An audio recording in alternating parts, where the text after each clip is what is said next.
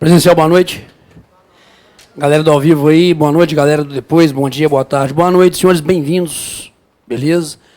Fred já deu aí as primeiras boas-vindas aos senhores. E nós temos aí um desafio com vocês, porque nós temos um desafio de, se Deus quiser, otimizar a aprovação dos senhores. Beleza?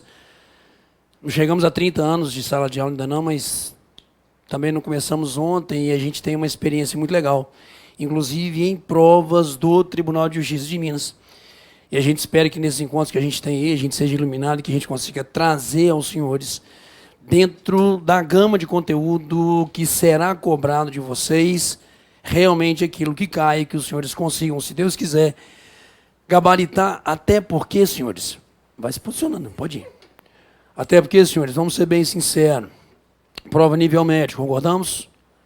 Beleza. Logo, nós temos uma amplitude enorme, não é isso? De pessoas que farão esse concurso. Ótimo. 2, tendência que haja muita cobrança de questões com base eminentemente legislativa, concordamos? Não sendo, inclusive, uma experiência do TJ, a existência de cobrança de questões que saiam fora da situação normativa, até porque, de novo, prova de nível médio. Eles não podem cobrar nada além daquilo que seja sedimentado dentro da estrutura da norma, dentro da estrutura das várias leis que podem ser cobradas dos senhores. Ok? Boa parte dos encontros será comigo, tá? Porque nós vamos fazer um trabalho com os senhores não apenas do conteúdo de atos de ofício, mas também de parte daquela matéria, porque está dividido em o edital de vocês. Eu já vou laminar ali, porque eu quero trocar uma ideia com vocês antes de algumas coisas. O edital dos senhores tem grandes 4 segmentações: português, informática, Deus me livre, não é isso? Já começaram a rezar de uma vez, velho? Porque só com muita reza, tá? Sacou? Então, português, informática, noções de direito e atos de ofício, ok? A parte de atos de ofício é eminentemente direito processual civil, direito processual penal, sendo que o tribunal diminuiu o número de questões de atos de ofício. Já olharam no edital, não é isso? São 15, correto? Com uma tendência de cobrança dentro do direito processual civil, que é a matéria que a gente se habilita nela todo santo dia, graças a Deus. Mas também, claro, devem existir cobranças, pelo menos de uma ou 2 questões, ou talvez um pouco mais, do direito processual penal, ok? A parte civil é comigo, a parte do crime é com o professor Leonardo Barreto, tá? Mas eu entro também em conteúdo de noções de direito, beleza? Vou laminar o edital, joga para mim, por gentileza. Senhores, está aqui aberto em algum lugar, está aqui, ó. Presencial ali está pequena, não vou aumentar muito, o pessoal do fundão aí talvez tenha dificuldade, porque senão eu não consigo laminar, ok? Porque eu estou abrindo aqui em PDF, tá certo?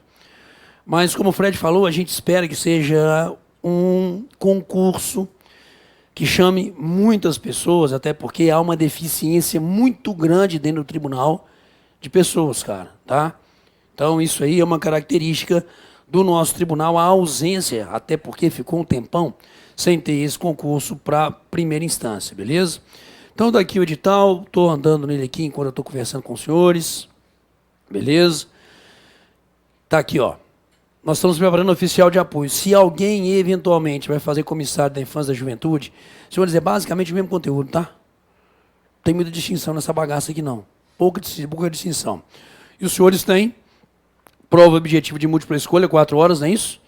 E depois aqueles que o Fred até falou, que serão ali alçados à prova de digitação, que vocês têm os mais longos 5 minutos da vida dos senhores. Tranquilo?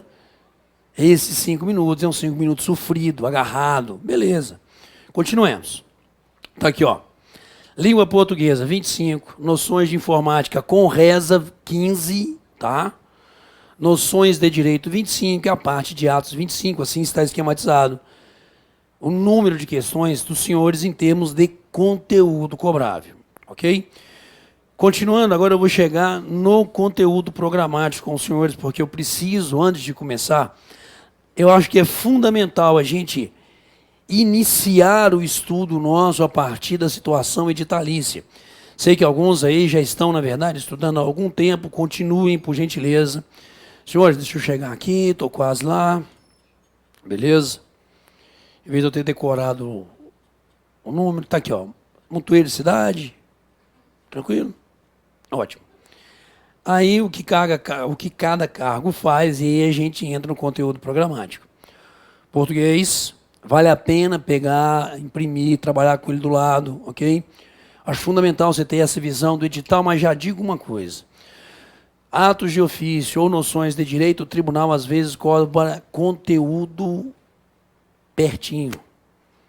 O que é um conteúdo pertinho? Não está escrito, mas está implícito. Tá? Todas as últimas 3 provas do Tribunal de Justiça teve problema com isso. Vou explicando no decorrer do curso. Volto a ele aqui. Noções de informática. Puta merda. Beleza? Noções de direito. Ótimo. Senhores, Constituição do Estado, Lei de Organização e Divisão Judiciária, lindo. Ok? Regimento interno. Está com a gente. Por quê? Porque isso é procedimento, ok? E procedimento é a nossa praia, tá? Juizados especiais, percebam que há aqui uma divisão de alguns artigos da Lei 9.099 que estão na parte de noções de direito, o resto da lei está em atos de ofício, ok? Com a gente também, a parte civil, não a parte criminal, ok? Parte criminal do Léo. Juizados especiais da Fazenda Pública, também com a gente. Estatuto da Criança e do Adolescente, senhores, são poucos artigos, também procedimento está com a gente. Estatuto do Idoso, Lei sobre Informatização e o PJE também é comigo. Tipo, Ival, alcançaremos de ver a sua cara? Sim. Beleza? Porque aqui, ó, dos juizados do regimento interno para baixo, já começamos a gente. Ok? Aí, senhores, entra a parte de atos de ofício. O tribunal tem mania de fazer um edital dessa forma aqui e já informa o nome atos de ofício, só o Tribunal de Justiça de Minas utiliza. Em todo e qualquer outro tribunal, mesmo que seja nível médio, é direito processual civil, é direito processual penal. Ok? Essa mania do tribunal de chamar isso de atos de ofício é porque, em tese apenas, eles cobrariam dos senhores os atos que são praticados pelos senhores em razão do ofício, em razão do cargo. Ok? Ou de eventuais outros, tipo os atos do juiz. Ok? Mas, na verdade, o que eles cobram é direito processual civil, direito processual penal. Então, apesar do nome, ok? E essa formatação editalícia de atos de ofício, senhores, é antiquíssima dentro da estrutura do tribunal. Tanto que processo, conceito, espécie, tipo de procedimento, distribuição, autuação, quem já estudou para o TJ já leu isso tudo aqui. Ok? Isso não é uma base editalícia, digamos assim, nova. E aqui começam os meus problemas. Quais? Nós temos, percebam, uma parte primeira de atos, depois termos processuais cíveis e criminais, atos do juiz, atos processuais, atos de comunicação, ok? E copiar e colar o edital antigo. Por que copiar e colar o edital antigo? Vou demonstrar isso para os senhores todo santo dia. Está vendo aqui? Carta precatória, rogatória e de ordem. Senhores, por gentileza, quais são os 4 tipos de cartas que existem? Precatória, rogatória, de ordem e carta arbitral. Presente dentro da estrutura normativa do Código de Processo Civil hoje, inclusive em termos conceituais. Ok? Só que trabalho de estagiário, copiar e colar. Tá? De boa. Intimação nas capitais e nas comarcas do interior. Senhores, é tudo, desculpa a expressão, já vão se acostumando, a mesma bosta. Tá? Tempos atrás tinha diferença, velho. Tempos atrás tinha diferença. Não que eu saiba e tenha vivido essa época longe disso. Mas tinha lugares em que eu não tinha o Diário da Justiça. Hoje, todas as informações de publicações, de andamentos de processo, estão todas lançadas no Diário da Justiça Eletrônica de todas as comarcas. Beleza? Então, para você ver como é que é coisa antiga. Aí, intimação do Ministério Público, contrato de prazo e tal. A pensamento de autos, senhores. Procedimento. Requisitos da execução provisória. Isso não devia estar lançado aqui, não. Porque não há cobrança em local algum, ok? De execução. Não na parte ditalícia do Código de Processo Civil. Beleza? E, bom, eu vou falando devagarzinho. Autos suplementares, custas e emolumentos, distribuição de feitos, condição a ser observada para distribuição, distribuição por dependência, e aí o item 13, juizados especiais. Ok? Aí estão todos os outros artigos dos juizados que não foram cobrados, lá na parte primeira de noções de direito. E aí vamos lá, senhores. Código de Processo Civil. Não colocaram os artigos, está vendo? Aí eu vou começar a contar para os senhores a sacanagem. Tá? Juizado especial, tudo, ok? Porque os outros artigos estão lá em cima. Lei de custas, comigo, ok? Código de normas da corregedoria, comigo. Regimento de custas, que é o provimento 15, comigo. Beleza? Enjoarão de ver a minha cara. Ok? Ótimo. Senhores, aí vamos lá. Processo, conceito, espécie, tipo de procedimento, distribuição, autuação, registro, protocolo, petição inicial, numeração, rúbrica, guarda, conservação, exame em cartório, manifestação, vista um monte. Se passarem os olhos, perguntarei aos senhores. Tem, por exemplo, o valor da causa lançado ali? Não, né? Que bom. É requisito de petição inicial ou não? Podem cobrar ou não? Pronto. É isso que o tribunal faz. Ok? Eu não tenho ali previsto em nenhum dos itens do edital, na parte de atos de ofício, por exemplo, essa figura do valor da causa. Ok? Eu não tenho discussão nenhuma ali da audiência de conciliação ou mediação, hoje essencial dentro da estrutura. Mas é requisito da petição inicial. Eu preciso dela para eu pensar na contestação que está ali lançada.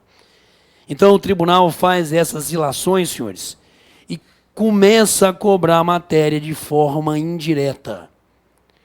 Por isso os senhores ficarão atentos a tudo aquilo que eu falar. Ok? Aí vai, onde está essa porra no edital? Está por ali. Beleza? Tá? Correto? Mas sempre eu trabalharei com ele aberto. Para eventuais dúvidas dos senhores, a gente conseguir, ok? Demonstrar onde a gente tem essa figura específica. Bem-vindos, senhores. Vamos começar? Então vamos. Beleza. Seguinte.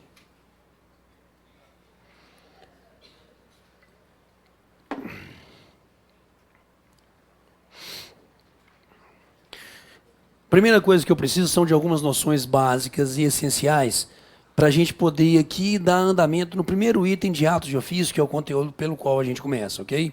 E ali na verificação de atos de ofício, percebam, senhores, que o item 1 justamente fala para mim de quê? Processo, conceito. Então, até para que a gente possa, e aí então eu peço principalmente a galera que é da área do direito, as explicações serão pautadas e direcionadas a todos, ok? Beleza? Então a abordagem nossa didática passa por essa, digamos assim, tentativa de explicar muitas vezes uma hermética linguagem do direito, notadamente de uma norma processual. Beleza? Pois não? Não necessariamente. Por quê? Porque não dá para fazer item por item, porque você se perde completamente se você tentar seguir esse item, sacou? Mas pode deixar que eu vou sempre pontuando para você poder ir ticando, ok? Em relação ao que a gente está falando. Senhores, a primeira preocupação minha é trabalhar com os senhores essa figura conceitual do que seria ali justamente processo. E, a partir daí, ó, eu não falei meu nome.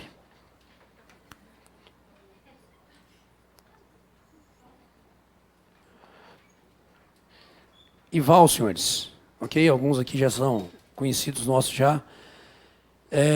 Forma de contato, se quiser falar com a gente. @prof_Val, que é o Insta, beleza? Esse nome, se eu jogar professor, baixa uma fanpage lá no Facebook, tem algumas páginas pessoais também, ok? Twitter também, prof_Val, tá? Primeiro, senhor, nós já vamos conversar de forma estranha, nós dois. Tá ligado? Tá. 97173-8111. Eu sou mais rápido em WhatsApp do que em e-mail. Entendeu? Beleza? Estou pensando talvez até em fazer uma lista de transmissão. Ok? De algum conteúdo, de alguma ideia, de alguma dúvida que a gente possa socializar. Aí, vamos fazer um grupo? Pode, não me ponha. Tá? Velho, sou péssimo do tal de grupo de WhatsApp, velho, entendeu? Cara, aquilo vai me dando uma... Até alguns grupos que a gente tem aqui de professores, para alguns projetos, eu não dou conta, velho, entendeu? Oi, Val, você viu isso? Não. Passou, tá? Então, é bem possível que eu monte uma lista de transmissão, vou dar notícia para os senhores, ok? A gente não pode prometer se a gente não for entregar, correto? Mas já fica desde logo aqui a forma mais rápida que a gente, às vezes, opera, até porque... Muitas vezes, em vez de eu estar digitando, eu vou estar em áudio, tá? O que simplifica a vida nossa no dia a dia. Então, quem quiser já anota aí, cadastra no celular, me passa uma mensagem, que se eu for criar uma lista, eu já vou começar a organizar os nomes, tá bom? Beleza? Pronto. Então, melhor caminho, tá? E-mail, às vezes, não adianta, velho. Posso pagar? Beleza. Senhores, alguém aqui, por gentileza, hoje já celebrou um contrato? Ah, Eval, fiz matrícula hoje, não? Fora eventual situação aqui, por gentileza. O que você fez hoje de contrato? Você fez um aluguel de casa, legal. Você fez também? Aluguel de casa? Muito bem. Minuto de acordo. Fez o quê? Venda de carro. Ninguém veio de buzunga hoje, não? Povo rico, velho. Sacou? Muito bom. Aí, Val, mas se eu entrar num buzunga hoje, eu estou fazendo um contrato? Está, senhores. Aquilo que no direito civil a gente chama de contrato de transporte. Ok? Então, me permitam aqui contar uma história inicial para a gente poder criar as figuras conceituais necessárias e essenciais para a gente fazer aqui em evolução e imaginemos um determinado cidadão. Entra dentro do buzunga. Ótimo. Senhores, qual a expectativa de direito desse cidadão, uma vez que ele pague os valores, não é isso? Ser conduzido dentro do trajeto, concordamos? Para que ele possa escolher aonde ali ele quer abortar a figura do ônibus. Legal, ótimo. Senhores, é direito desse cidadão ser transportado nesse trajeto? Sim. E, portanto, a empresa de ônibus, me permitam, tem uma obrigação, não é isso? De conduzir esse cidadão dentro desse trajeto, mas, por gentileza, conduzi-lo em segurança. O motor desaba morro abaixo. Pé no acelerador no fundo, sinal vermelho, ele ultrapassa. O cidadão está lá, penduradão. Beleza? Senhores, bate num veículo que vinha no sinal verde, ele entrou no sinal vermelho nesse buzunga. o cidadão que lá se encontrava agarrado é projetado contra o vidro da frente do ônibus. Arrebenta o vidro. É projetado ao solo. Lá está ele todo ensanguentado, senhores. Totalmente cortado. Às prestas, não morreu. É conduzido para o hospital. Passam-se dias, ele se recupera um pouquinho, mas convenhamos, senhores, ele teve gastos com essa sua recuperação. Concordamos? Beleza, ótimo. Senhores, apesar da negligência ter sido, na verdade, a imprudência ter sido do motorista do ônibus, por força da lei, inclusive por força da Constituição, artigo 37, parágrafo 6º, quem responde, na verdade, é a empresa concessionária de serviço público, a empresa do Buzunga. Tranquilo? Lá vai esse cidadão, notas em mãos dos valores que ele gastou com a sua situação de recuperação. Bate na porta dessa empresa de ônibus, lindo. O que ele quer, senhores? Receber os valores, ok? Que ele ali teve que gastar em razão de um ato que não foi por ele ali ocasionado. E quem deve responder por isso é a empresa de ônibus. Dois caminhos possíveis. Primeiro caminho possível, o pessoal que o atende fala, pô, foi mal, tá aqui a grana, ok? Senhores, resolvido o problema do cidadão? Segunda hipótese. Não vou te pagar. É essa a resposta que ele passa a ter por parte do dono lá da empresa de ônibus. Senhores, por gentileza, pode esse cidadão emputecido chutar a porta da tesouraria dessa empresa de ônibus, entrar lá dentro e pegar a grana? Por quê? Ninguém pode fazer justiça com as próprias mãos. Senão a gente viveria ali em um estado de barbárie contínua, não é isso? Onde o mais forte ali se imporia aos demais. E, nesse caso, quem pode, na verdade, chutar a porta, pegar o dinheiro e entregar ao cidadão, é o Estado. Ok? Mas antes de eu chegar ao Estado, senhores, eu acabei de passar para vocês um conceito que para a gente em processo é fundamental. Eu passei para os senhores sem perceberem o conceito de lead. Ok? O conceito de lead. Porque eu criei também, sem a percepção dos senhores, pelo menos de uma forma aqui bastante tranquila, uma relação jurídica. Uma relação jurídica que a gente chama relação jurídica de direito material. Relação jurídica onde um mediante pagamento tinha o direito de ser transportado dentro ali, não é isso, do trajeto previamente estabelecido do ônibus, e ser transportado em segurança. Logo, se essa figura dessa relação tivesse assim se aperfeiçoado, nenhum problema teria. Mas em razão de uma conduta equivocada, ilícita, contrária à lei, no caso de quem responde por isso, que é a empresa de ônibus, o cidadão teve um prejuízo. E a partir daí, esse cidadão passou a ter aquilo que em processo, que em direito, a gente chama de pretensão. Qual era a pretensão do cidadão, senhores? Ser indenizado pelo prejuízo que ele teve. Essa era a pretensão dele. Primeira hipótese.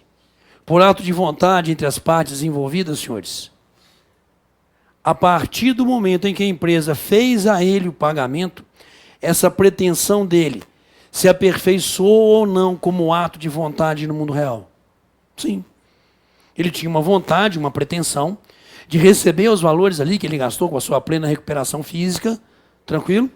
Foi feito a ele o pagamento, logo a vontade dele se aperfeiçoa no mundo real sem nenhuma resistência por parte do outro. Segunda hipótese, não vou te pagar. Pretensão de um receber. Essa vontade se aperfeiçoou no mundo real, senhores? Não. Em razão de quê? Resistência. Houve uma resistência por parte, no caso, da empresa de ônibus e fez com que essa resistência Não desce a ele no mundo real aquilo que ele veio buscar, que era a sua vontade, que era a sua pretensão. Lide, senhores. Pretensão resistida. Simples assim. Eu tenho uma vontade, diante dessa relação jurídica que eu tenho com alguém, eu tenho uma vontade, eu tenho uma pretensão. Se essa pretensão se desenvolve no mundo real da forma como eu quero, ok? Senhores, resolvida está ali, não havendo nenhuma situação litigiosa envolvida. Mas a partir do momento com quem eu me relaciono, se a minha vontade não se aperfeiçoa no mundo real, por uma resistência dela, que eu acredito ilícita, que eu acredito indevida, eu tenho, consequentemente, aquilo que a gente conceitua como lide, justamente, pretensão resistida. Que eu não posso resolver com as minhas mãos. Ok? Toda situação litigiosa que envolvam esses direitos aqui, como a gente está conversando, devem ser resolvidas, senhores, pelo Estado.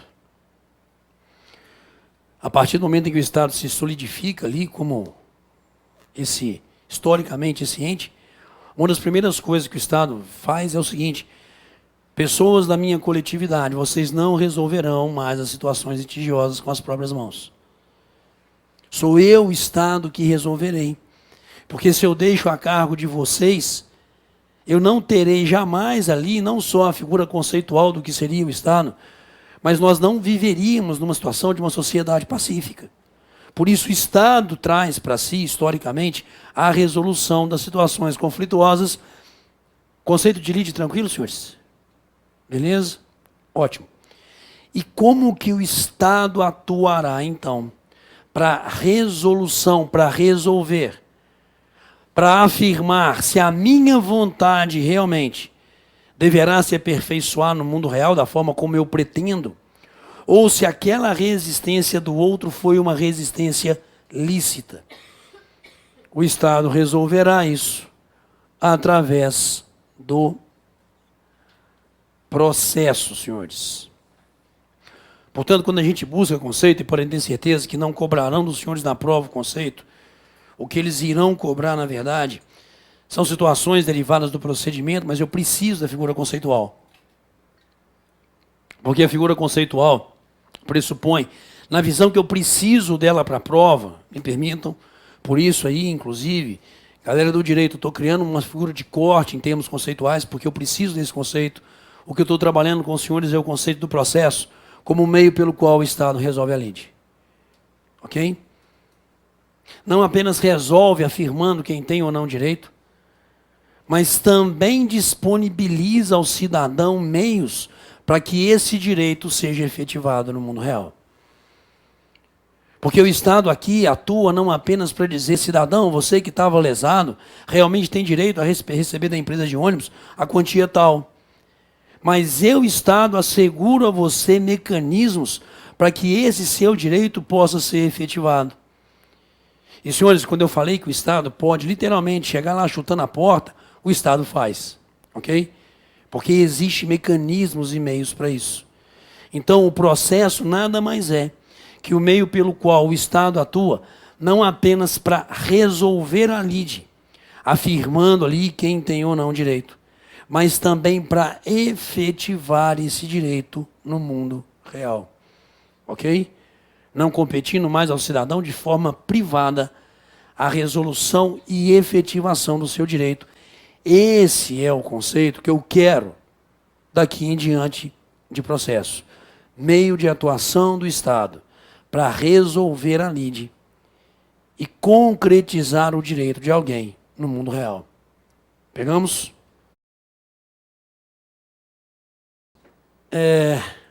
Informação administrativa. A minha letra é maravilhosa, não é? É. Piorará muito no decorrer do curso. Ok? 2. Por favor, não achem que é... A gente tem um jeito muito próprio de falar, ok? A gente tem uma forma muito própria de comunicar, até porque eu estou não só na minha casa, mas eu estou, na verdade, trabalhando com o conteúdo que eu sou apaixonado. E isso me dá alguns problemas, senhores. Primeiro, um problema de linguagem. Às vezes a língua fica um pouco solta. Peço antecipadas desculpas, que eu já devia ter feito e não fiz. Ok? 2. Como eu sou apaixonado com isso, há uma possibilidade de eu acelerar. Ival, volta, por favor. Ok? Problema absolutamente nenhum, senhores. Tá certo? E quando eu falar, gira aí, ou fizer algum sinal assim, não estou ficando maluco. Tá? É o sinal para os meninos fazerem o corte de bloco de aula que sobe para a internet, inclusive para o pessoal do presencial. Tá bom? Beleza. Joga para mim. Senhores, processo, conceito, espécies, tipos de procedimento. Todo processo pressupõe a existência de um procedimento. É o aspecto objetivo do processo. E o que seria, senhores, esse procedimento em termos conceituais, para a gente poder entrar tecnicamente dentro da situação normatizada, dentro do próprio Código de Processo Civil? Senhores, procedimento nada mais é que uma sequência de atos, ok? Previamente ordenados dentro de uma linha de tempo, aonde nós temos um objetivo, que é em determinado momento termos a prática de um ato que nós chamamos de ato final. Só que para que eu possa atingir esse ato final, vários outros atos devem ser praticados. E são praticados dentro de uma ordem lógica. Me permitam rapidamente. Petição inicial, tirei a jurisdição da inércia. Foi feito o ato de distribuição e registro. Logo em sequência, pelo menos assim a lei processual nos fala, haverá ali, por parte da Secretaria do Juízo, os atos de autuação, de rúbrica, se for ali, autos não eletrônicos, ok? Aí nós temos aquilo que a gente chama de conclusão ao magistrado. O magistrado pode praticar vários atos, ok? Atos do juiz estão ali lançados. Aí o juiz, em determinado dia, determinou que o réu fosse citado, o réu foi citado. Audiência designada e por aí afora, ok? Aí não deu acordo, ele vem e apresenta a contestação, ok? Então, na verdade, isso é o quê? O procedimento. Uma sequência de atos previamente ordenados numa linha de tempo, onde a gente busca a prática de quê? De um ato final. Ok? Senhores, quem regula isso aqui como base é o Código de Processo Civil. Ok? Joga para mim. Senhores, Lei 13.105, de 16 de março de 2015, que entrou em vigor no dia 18 de março de 2016, ok? É por aqui que a gente começará a fazer ali o trabalho. Logo, é fundamental que os senhores tenham em mãos, beleza? O Código de Processo Civil. Porque, na verdade, o trabalho que a gente fará com os senhores é demonstrar, inclusive dentro da lei, não apenas a inteligência dela, por que ela existe, como que eu penso, o porquê, mas também como que vai ser cobrado dos senhores. Então, por isso que a gente trabalhará sempre com a lei aberta. Quem quiser trazer para a sala de aula presencial, faça. Galera do online, sempre, ok? Presencial, se não trouxer, vai anotando, pelo amor de Deus, ok? E depois vocês vão pegar e trabalhar em cima da lei, por favor. O que é cobrado é justamente o que ali está escrito. Que são, na verdade, esses atos que vão compondo o procedimento. Só que todo o processo também é composto de sujeitos. Ok?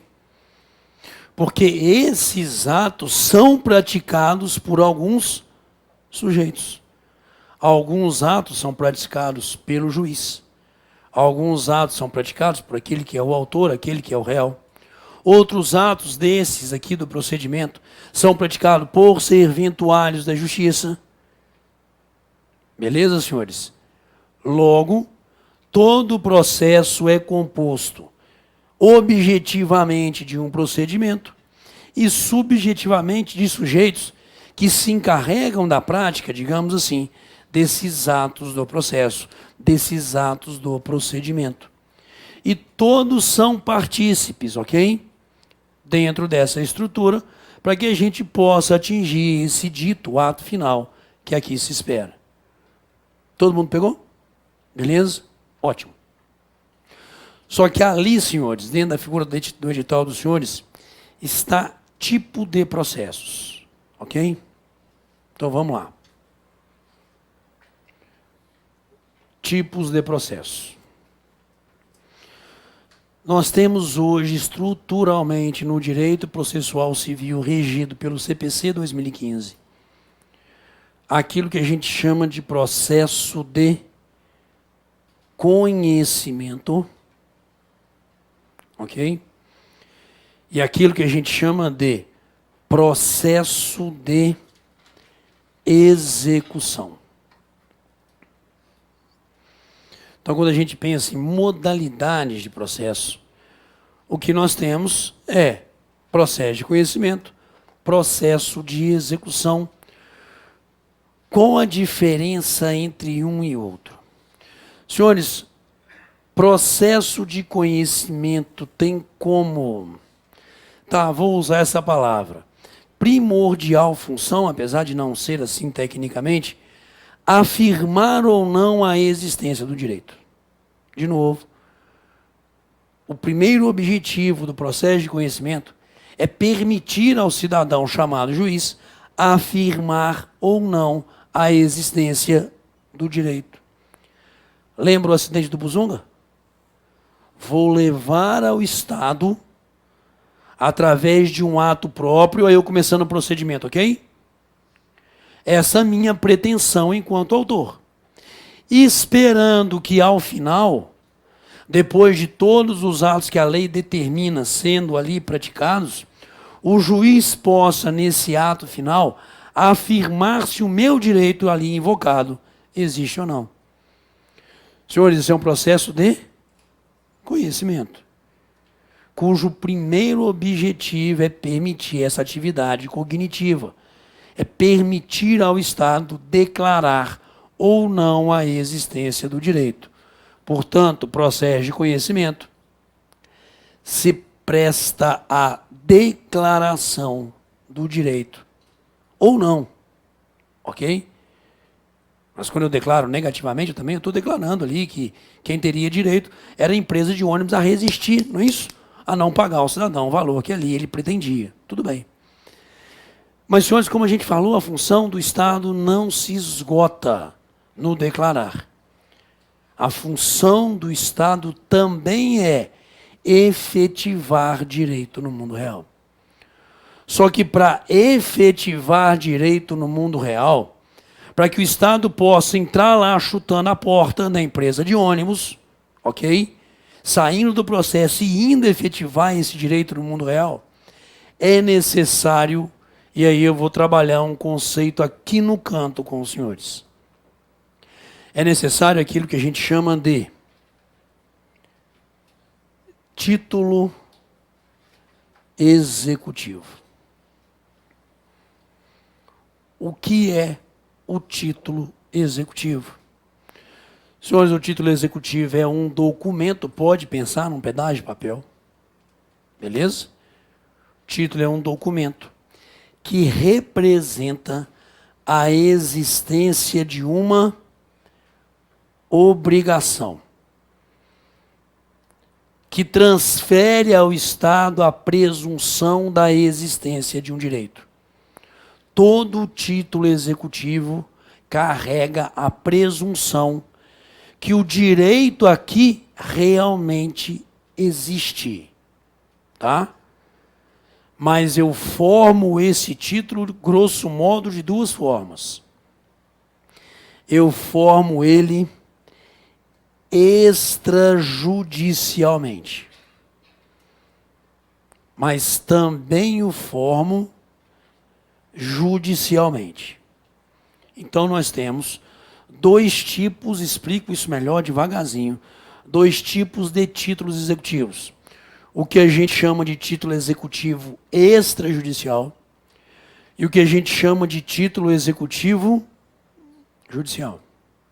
Tá? Qual a diferença, Ival, entre um e outro? Extremamente simples.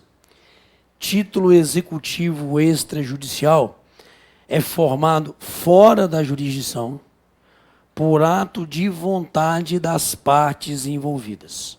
De novo, por ato de vontade das partes envolvidas.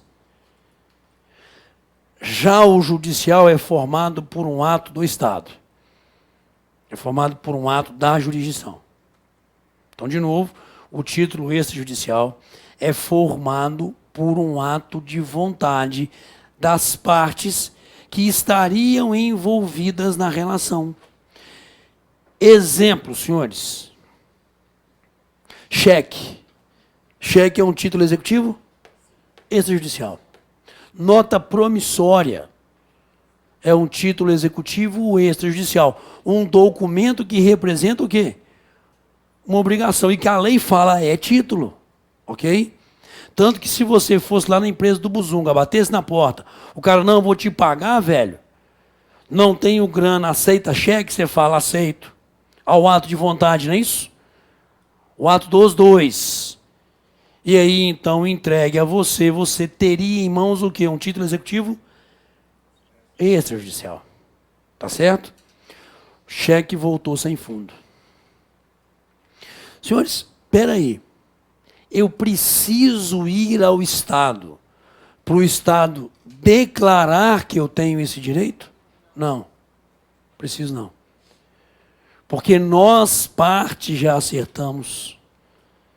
E existe uma relação que não é cobrada dos senhores, aqui é a título de explicação, vão entender por quê. Ok? Existe uma relação do que são os títulos executivos extrajudiciais. Cheque, nota promissória, duplicata, contrato particular assinado pelo devedor e duas testemunhas, ok? Um contrato que tem alguma garantia, por exemplo, de hipoteca de um imóvel. São vários os títulos, ok? Então, quando eu digo essa obrigação que está aqui não foi cumprida, eu não preciso que o Estado declare. Eu preciso que o Estado vai lá, pegue o dinheiro, por exemplo, e me entregue. Aí que existe o chamado processo de execução.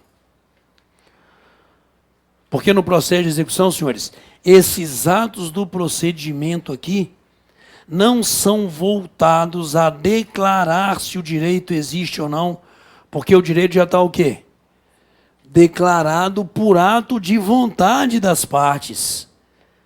Foram as partes que de comum acordo um aceitou, o outro também, botaram isso num pedaço de papel, que a lei assim o fala, ser título executivo. Pegaram a ideia, senhores? Razão pela qual o processo de execução, a sequência dos atos e o ato final não é declarar, é sim ir no mundo real e entregar ao cidadão que é de direito dele. Por isso que o processo de execução tem como objetivo a efetivação. Não há declaração de direitos. Porque o direito já está declarado aonde, senhores? Num título executivo. Ok? Então, quando a gente pensa em espécies de processo, percebam, nós temos um processo chamado processo de conhecimento, não é isso? Que tem como primeiro objetivo, não terminei com ele ainda, a declaração. Mas eu tenho também o chamado processo de execução, se inicia no Código de Processo Civil, lá no artigo 771 e seguintes, ok? Não está na prova dos senhores, tá? Ok? Tem lá, como a gente já viu, uma coisa chamada assim, execução provisória, requisitos, não é isso? Discutirei isso mais à frente, tá? Mas não tem lá nada de processo de execução, a não ser no juizado especial.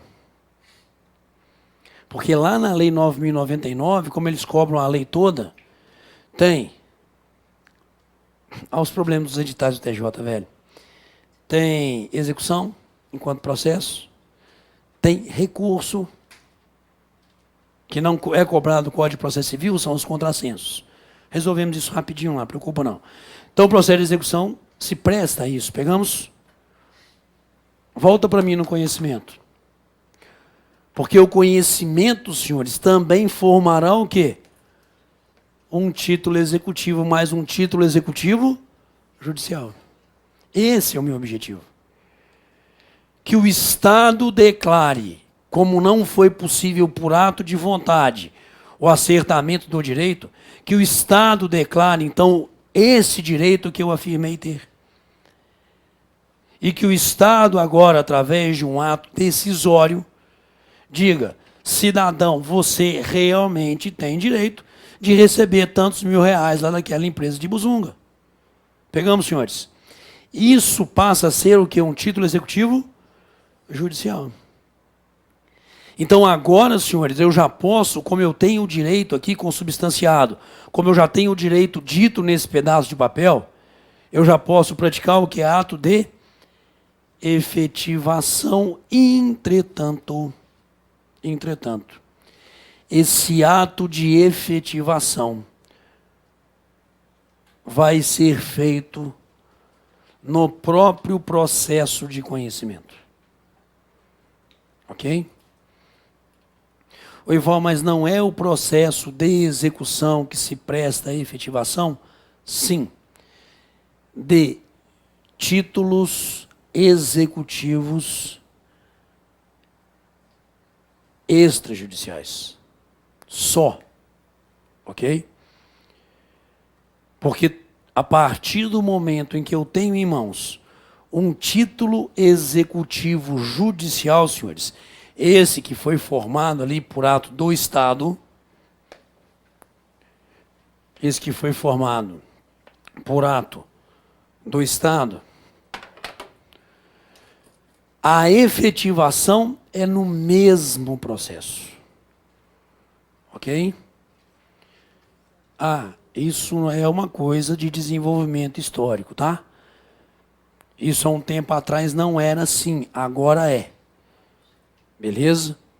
Se os senhores depois derem um pulo, não precisa ir agora, ao artigo 513 do Código de Processo Civil, observarão lá que dentro do processo de conhecimento existe aquilo que eles chamam de fase de cumprimento da sentença. 513 seguintes. Aonde os atos ali descritos são atos em continuidade do processo de conhecimento, não mais para declarar, porque o direito já foi declarado, mas sim para praticar os atos de efetivação. Logo, o processo de conhecimento é um processo dividido em fases. Ok? É um processo dividido em fases. O que eu tenho aqui, grosso modo, senhores, é uma primeira fase onde eu busco o quê? Declarar. Direito declarado no pedaço de papel? Beleza. Agora eu praticarei atos para efetivação, que tem a mesma natureza jurídica dos atos do processo de execução. Só não é o outro processo, tá ligado? Porque antigamente, bicho, era um troço... Claro que eu não sou dessa época, senhor. Eu já sou da época do dito sincretismo processual, como aqui a gente fala, tá? Mas dizem que, antigamente, isso a gente sabe de leitura histórica do processo, antigamente você entrava com um processo, o juiz falava, o direito é seu. Aí esse processo acabava, você tinha que começar outro processo, velho. Sacou? Para poder ali efetivar o direito. Agora não, quando eu faço isso aqui, ó, qual é a tendência? Que eu tenho ou não uma efetivação mais célere e rápida do direito do cidadão? Por isso que o processo mudou. Por isso que o Código de Processo Civil, esse agora de 2015, senhores, tem como característica isso que a gente chama de sincretismo, de mistura, ok? Aonde eu não preciso de dois processos, onde eu preciso apenas de um. Porque o conhecimento se presta a declarar, e depois que o direito está aqui declarado na sentença, eu falo, ô juiz, intima o cara, beleza? O senhor está sem local? Tudo bem com o senhor? Tudo tranquilo? Tudo na paz? Como tem sido esses dias? Tudo na paz? Que bom. Senhores, alguém faça uma gentileza, muito bem, percebam. Abriu o estado para o senhor ali, abriram outro aqui, abriram aqui na frente. Se o senhor quiser ficar mais perto de mim com esses cabelos brancos, fique à vontade. Pois não. Hein? O quê? Depois conversa sobre esse assunto. Os senhores falaram aqui baixinho comigo do ar-condicionado, que está ótimo hoje. Tá ou não tá? Viu? Digo, desculpa, a minha sala tem uma tendência a ser um pouquinho mais fria. Beleza? Por quê, senhores? Porque me é mais confortável, só por isso. Entendeu? Aí, Val, e nisso a gente cifo. Não. Ok? Às vezes, e apenas e tão somente como uma situação de mera liberalidade, eu peço a pessoa para botar um pouquinho mais quente, mas é porque como eu passo o dia inteiro no giro, para mim, cara, tá? Então, traga blusa, cachecol, o que mais? Cobertor elétrico, tá de boaça. Tem vários pontos de... Tá vendo todas essas situações aqui de metal embaixo? Tudo isso é ponto de luz para trazer cobertor elétrico. Beleza? Leite quente, se quiser, boa. Pode batizá-lo também. Alguém já tomou show conhaque, senhores? Pula. Então, sabe esse barato aqui, senhores? Um único processo, ok?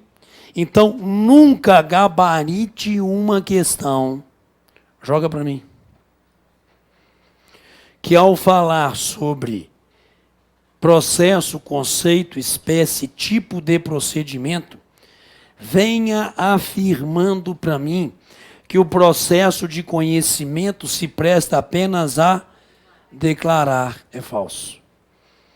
E aqui eu já começo a introjetar conteúdo nos senhores direcionado àquilo que é a cobrança do tribunal. Ok? Pois não.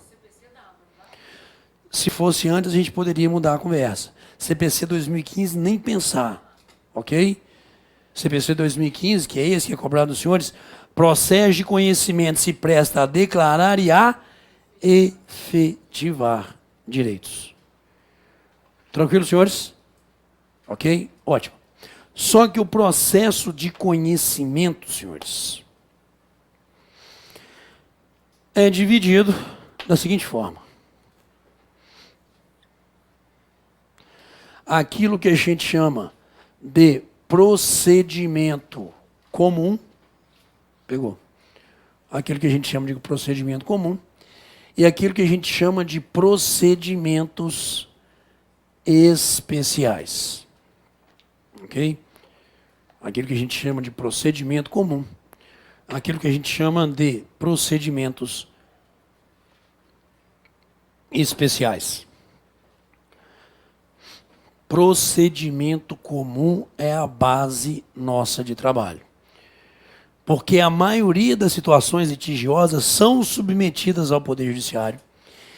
E o procedimento, ou seja, a sequência desses atos que são ali destinados à afirmação da existência do direito, vão, na verdade, regular, inclusive, outros tipos de procedimento de conhecimento.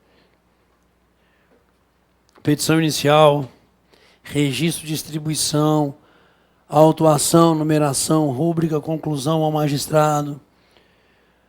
O juiz designa a audiência, a parte é citada para comparecer à audiência para tentar fazer um acordo. Se não tiver acordo, abre-se o prazo para ela apresentar a contestação e por aí afora nós vamos mandando. Ok?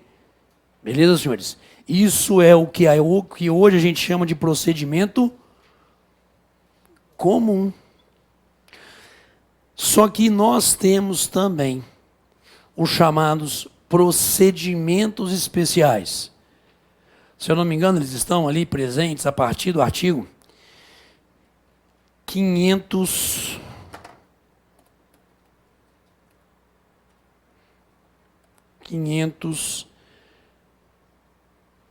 e 39 e seguintes. Pode jogar para mim? Está aqui, ó, dos procedimentos especiais, ok? O que são os procedimentos especiais? Cara, só para a gente entender. Procedimento especial, eu pego essa sequência de atos aqui, tá vendo? E mudo. Altero, acrescento, tiro alguma coisa. Objetivo, situações específicas de lide no mundo real que o Estado quer tratar de forma diferenciada. Por exemplo, esse primeiro aqui, rapidamente, que a gente laminou, a chamada consignação em pagamento, se presta para a seguinte situação litigiosa. Eu sou devedor, eu quero pagar, beleza? O credor não quis receber. Logo, a primeira coisa que eu farei aqui, depois que o juiz despacha a petição, é o depósito da quantia. Aí eu mudando, tá vendo? Ok? Então nós criamos alguns procedimentos especiais que são regulados em lei e naquilo que a lei não regula segue o chamado procedimento comum. Senhores, no edital dos senhores, tem alguma coisa de procedimento especial? Não. Graças a Deus. Beleza? O edital dos senhores está todo baseado, pelo menos assim, tem sido a cobrança de provas no chamado procedimento comum. Ok? O chamado procedimento comum. E é o que a gente espera que seja cobrado. Ok?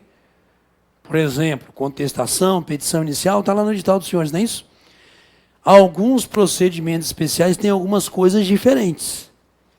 Em termos de estrutura de petição inicial, em termos, inclusive, de contestação.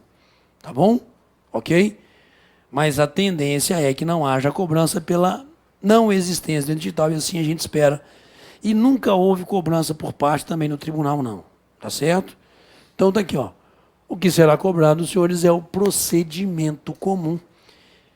E é por aqui que nós vamos começar, então, a sequência dos atos do processo. Então, senhores, de novo,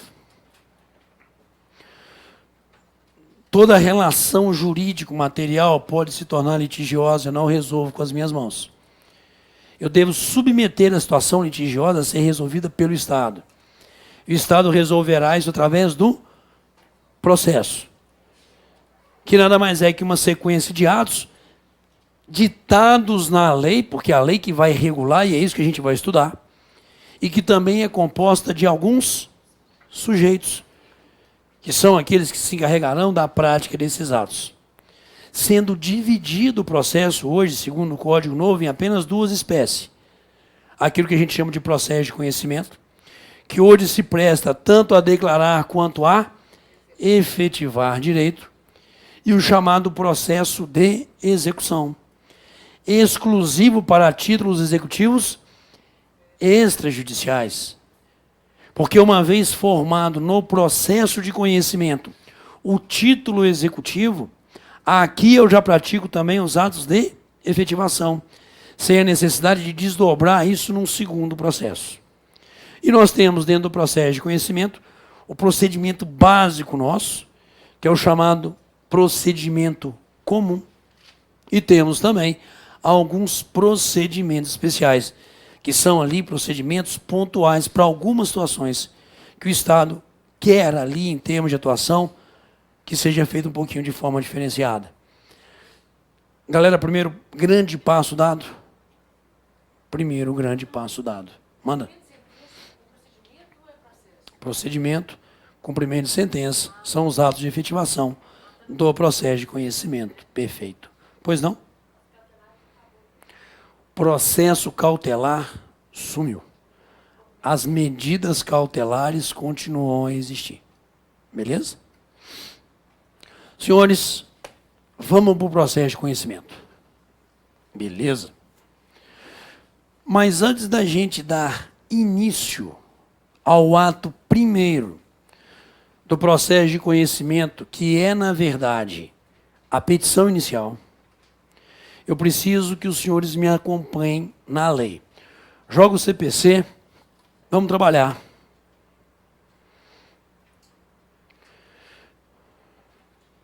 Artigo 2º do Código de Processo Civil, por gentileza. Ok? Me diz ali que o processo começa por iniciativa da parte e se desenvolve por impulso oficial, salvo as exceções previstas em leis. Senhores, aqui nós temos dois princípios, uma norma fundamental, mas na verdade duas esculpidas, que o processo começa por iniciativa da parte. A isso a gente chama de princípio da inércia da jurisdição. A isso a gente chama de princípio da inércia da jurisdição. Isso é uma característica própria do judiciário, ok? Senhores, o processo é conduzido, e aqui a gente pode falar dessa forma, o processo é conduzido por alguém que representa o poder, chamado juiz, beleza? É ele que afirmará, ao final, se o direito do cidadão realmente existe ou não, concordamos? Ótimo. Só que eu asseguro a todo cidadão que ele seja julgado por um juiz imparcial. Ok? Tanto que a gente tem ali, por exemplo, no artigo 144, 145, não precisa ir neles não, situações de impedimento do juiz, de suspeição de parcialidade. O juiz não pode atuar, senhores, por exemplo, num processo em que um filho dele é autor ou réu. Concordamos? Porque ele estaria perdendo o sagrado, que é a figura da imparcialidade. Tranquilo? Então, esse princípio da inércia da jurisdição está intimamente ligado a essa visão da imparcialidade do juiz. Porque se eu, na qualidade de juiz, pensemos, voltei ao acidente do Buzunga, cara, ok? Vi que o cidadão estava lá estatelado no chão. Idealizei, esse cara vai ter prejuízo. Se eu dou início ao processo enquanto juiz, senhores, por favor, estarei ou não fazendo um prévio julgamento? Claro. Eu estou dizendo, eu, Estado, vou dar início ao processo para condenar, porque eu estou vendo que, na verdade, alguém teve prejuízo no mundo real. Eu perco o sagrado. Eu perco aquilo que a gente constitucionalmente garante a todo cidadão, que é ser julgado por um juiz imparcial. Ok? Então, por isso que o processo não se inicia por ato do juiz. O processo se inicia por ato da parte. Sou eu, parte, que tenho que ir ao Estado e levar a minha pretensão. Se eu assim não fizer, o Estado não vai vir resolver a minha vida não, senhores. Ok? Por isso que a gente afirma que o processo começa por iniciativa da parte e se desenvolve por impulso oficial. Aí mudou. Ok? Por que aqui mudou, senhores? Porque agora o desenvolvimento dos atos que são próprios do processo, que são próprios do procedimento, não dependem mais de interesse meu. Não em regra. Ok? É o Estado agora que determinará o quê? Que os atos que compõem o procedimento sejam realizados, porque é interesse do Estado a resolução das situações conflituosas que são postas no mundo real. Como que eles amam cobrar isso em prova, invertendo. O processo começa por impulso oficial e se desenvolve a requerimento da parte. Amam cobrar isso dessa forma. Ponham na cabeça, senhores, salvo eventuais, algumas situações excepcionais, não há início de processo que não seja por ato da parte, do interessado, do autor, me permitam já chamá-lo assim. O desenvolvimento aí não dependerá mais necessariamente da minha atuação enquanto parte, por isso chamado princípio do impulso oficial. E como que o processo se inicia, senhores? Com a apresentação daquilo que a gente chama de petição inicial. Ok? Senhores, por favor, eu sempre tento, nesse momento, falar o seguinte. Quando eu falo em processo, melhor. Quando eu falo em atos do processo, os senhores vão pensar nisso aqui para mim. Pedaço de papel. De boa, tá? Ok?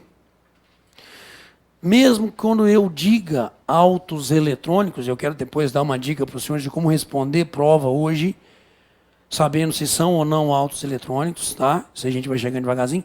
Eu quero que os senhores pensem em todo o ato do processo, não estou de sacanagem, como isso aqui, ó. Pedaço de papel. Falei petição inicial, senhores? Falei pedaço de papel. Ok?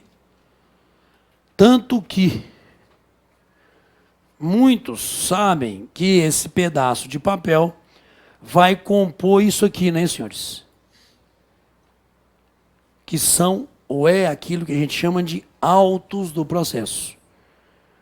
Aonde todo o ato praticado vai sendo devidamente documentado. Ok?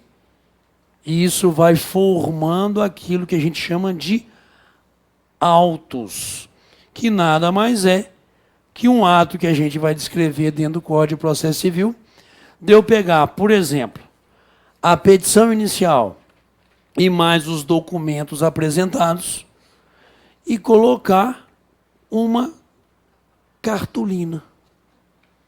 Beleza? Aonde todo ato que venha a ser praticado, eu vou praticar aqui, ó. Inclusive os atos da Secretaria do Juízo.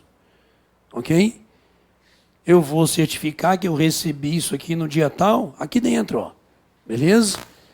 E isso vai formando aquilo que a gente chama de autos do processo. Então, todo ato, eu quero que os senhores pensem, por gentileza,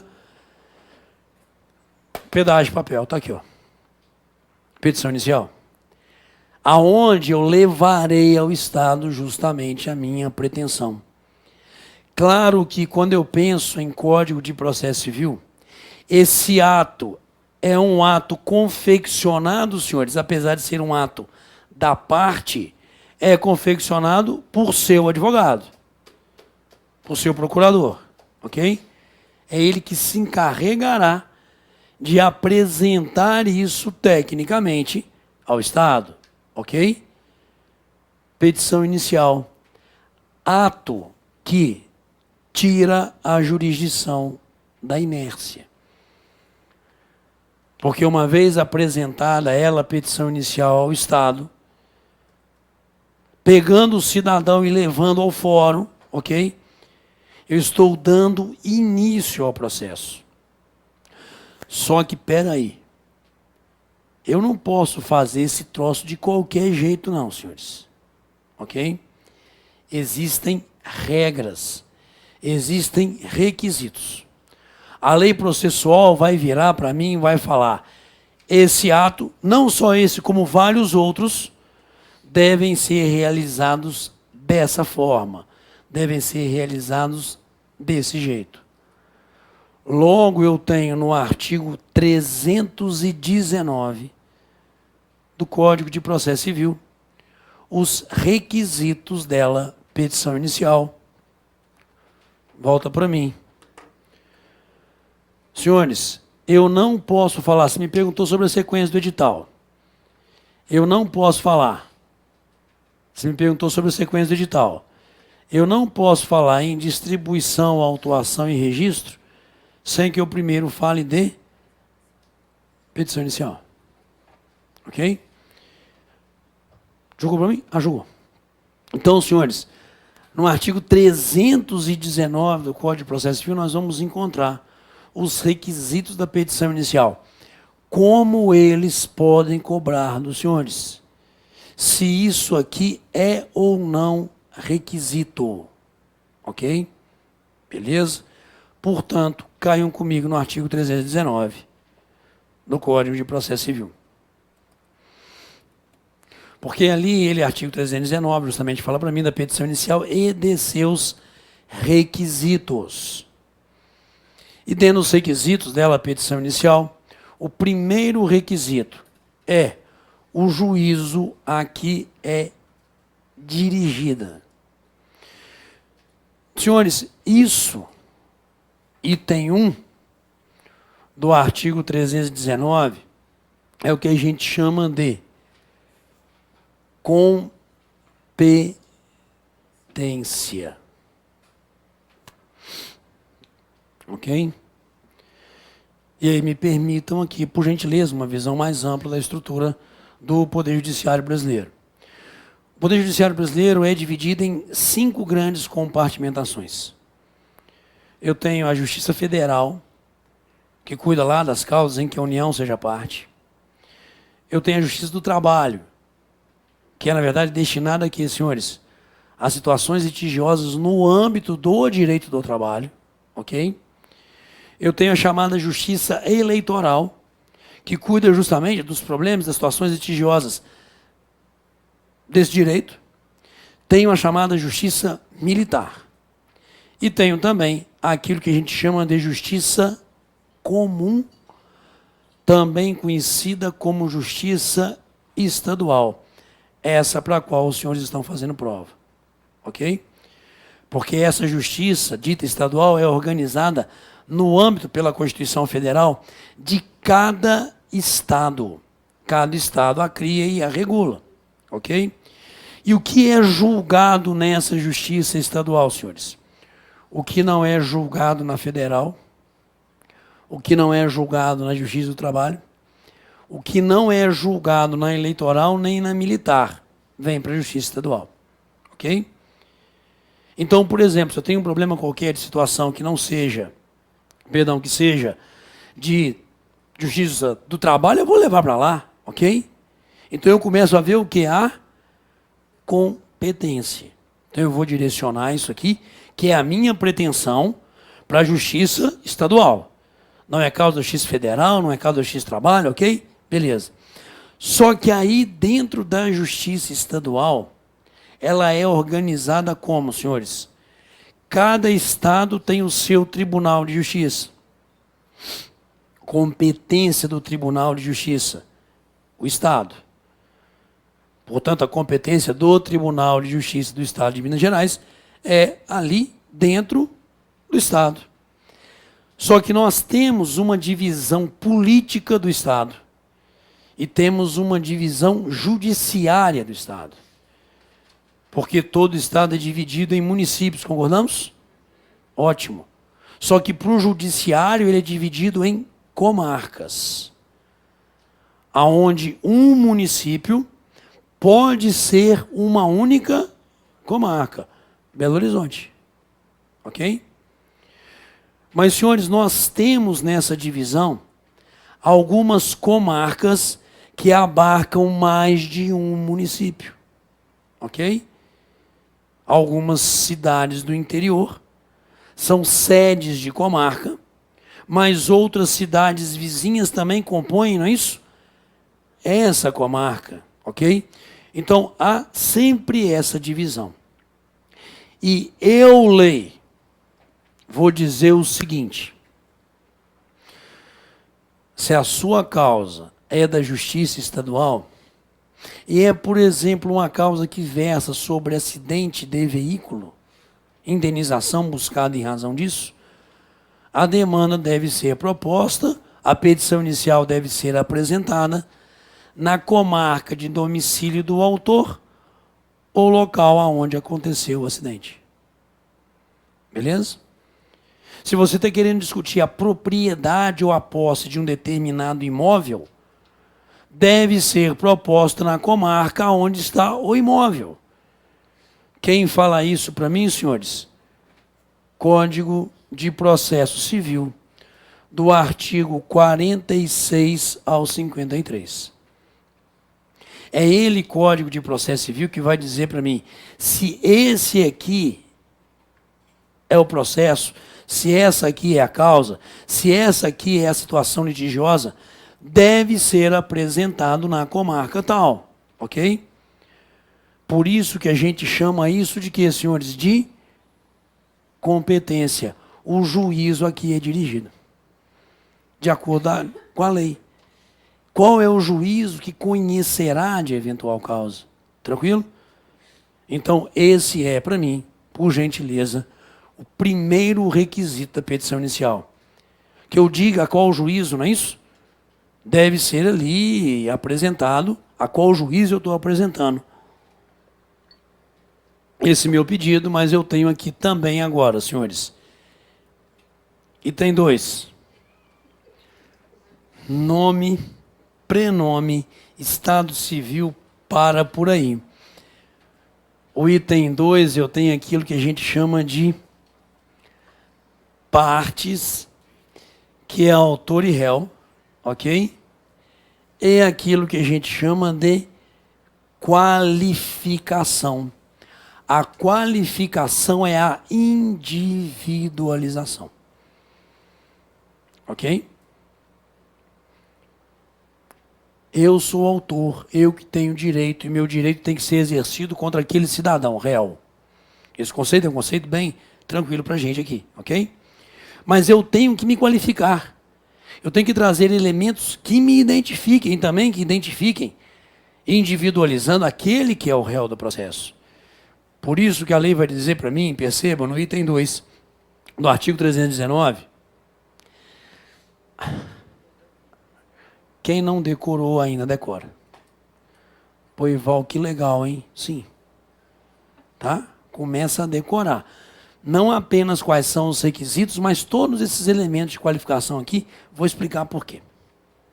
Nome e prenome, estado civil do cidadão, existência ou não de união estável, porque união estável não muda o estado civil do cidadão, não é isso? Beleza? Perfeito. A profissão, o número de inscrição no CPF ou CNPJ, dependendo se pessoa física ou jurídica, endereço eletrônico, domicílio e a residência, tanto do autor quanto do réu. Os senhores têm que guardar para mim quais são esses elementos de qualificação, ok? Joga de novo para mim no edital, por favor. Senhores, o edital dos senhores cobra Código de Processo Civil. O edital dos senhores também cobra o Código de Normas, não é isso? Que é o provimento 61, inclusive do artigo 109 ao 206. Tá. Senhores, por gentileza, pode deixar lá na lei para mim? Senhores, por gentileza. Documento de identidade é dado de qualificação da parte? Está escrito ali? Não, né? Então não é. Ok? Ah, não é segundo o Código de Processo Civil. Porque segundo o artigo 114 do provimento 61 é assim. Aí, Val, fudeu. Não, quer dizer, bagunçou. Mais ou menos, senhores. Como que o tribunal cobra? Segundo o Código de Processo Civil. Ok? Segundo o provimento 61. Segundo a Lei 9.099. Isso tudo está no barco dos senhores de ato de ofício, ok? Mas primeiro eu vou trabalhar o Código de Processo Civil, porque é a base, é a maioria das questões, eu tenho que trabalhar a partir dele, ok? Mas saibam os senhores que eu tenho algumas variações de assuntos no provimento 61, na Lei 9.099. Mas a partir do momento em que você tem em mente a base do Código de Processo Civil, o resto você pensa em exceção, ok? Tá? Então eu não vou misturar conteúdo na cabeça dos senhores também não, porque sairão daqui todos malucos, ok? Então eu estou trabalhando e só estou dando exemplos de como que os senhores devem se dedicar ao estudo. Vai estudar CPC, vai estudar só o Código de Processo Civil. Beleza? Aonde eu tenho, joga para mim, elementos de qualificação do cidadão. Nome, prenome, estado civil, existência de união estável, profissão, número de inscrição, CPF, CNPJ, endereço eletrônico, domicílio e residência do autor e do réu. Senhores, novidades aqui dentro em relação ao velho código. Por que eu falo isso? Quem monta a prova de atos de ofício de noções de direito é a Consulplan? Nunca foi a banca. É sempre o tribunal. Tá? É sempre o tribunal. Logo, são ali desembargadores que têm a sua assessoria e que a gente espera que sejam pessoas afeitas ao processo. E se são pessoas afeitas ao processo, pensam muito como eu penso. Porque a minha mente, senhores, está aqui com os senhores, não está? Código novo. Mas fica batendo para mim algumas coisas do velho código que não são cobráveis dos senhores, mas que me ditam muito o que pode ser cobrado. Exemplo, eu nunca exigi a qualificação, nem de autor, nem de réu, por endereço eletrônico, senhores. Nunca. Logo, podem ou não querer saber dos senhores? Podem. E qual é o endereço eletrônico dos senhores, por gentileza? E-mail. Ok? Nenhum outro a gente aceita. Não aceitamos Facebook, Instagram, Twitter, número da conta do Tinder, nada, senhores. Beleza? Tá bom? O que a gente aceita é exclusivamente e-mail. E aqui já começam algumas dificuldades, porque, porra, Ival, eu sou autor, beleza. Estou montando a minha petição inicial, concordamos? E eu lá sei CPF do réu? E eu lá sei estado civil dele? Discutiremos isso na sequência, ok? Mas, de novo, guardem para mim. Quais são os elementos de qualificação, não é isso? Que a lei aqui exige quando da estrutura dela a petição inicial. Então, percebam, eu estou montando um pedaço de papel, senhores, dizendo, estou levando a esse juízo aqui, estou dizendo quem eu sou, quem é a parte contrária, quem se encarrega de ser advogado. E agora, por gentileza, os fatos e os fundamentos jurídicos do pedido. Aquilo que a gente chama, item 3, senhores, de causa de pedir. Fatos e fundamentos. Estava eu parado no ponto do Buzunga de Atal, muito tranquilo. Quando passou o Buzunga, por ele eu ainda entrei, paguei ao trocador lá os valores. Beleza? Ótimo. Em determinado momento, na rua tal, de forma desembestada, o motorista avança o sinal vermelho, bate no outro carro, eu sou projetado, fui parar no hospital. O que é isso, senhores? Fatos. O que aconteceu no mundo real. Ok? Fui hospitalizado, tive prejuízo. Fui lá na empresa, a empresa não quis me pagar. Lide, isso é fato. Qual foi, então, a consequência? Que eu fiquei sem receber a quantia tal que eu gastei com a minha recuperação, tanto de remédio, ok? E era obrigação dele, por ter cometido ilícito, me indenizar. Isso são os meus fundamentos. Então, toda composição de petição inicial pressupõe que eu leve ao Estado, olha a imparcialidade, senhores, que eu leve ao Estado todos os fatos dessa relação jurídica e que eu diga as consequências negativas que eu tive na minha esfera de direitos, ok? Que é o que fundamenta o fato de eu poder ir ao Estado para que agora eu possa... Item 4, pode julgar para mim.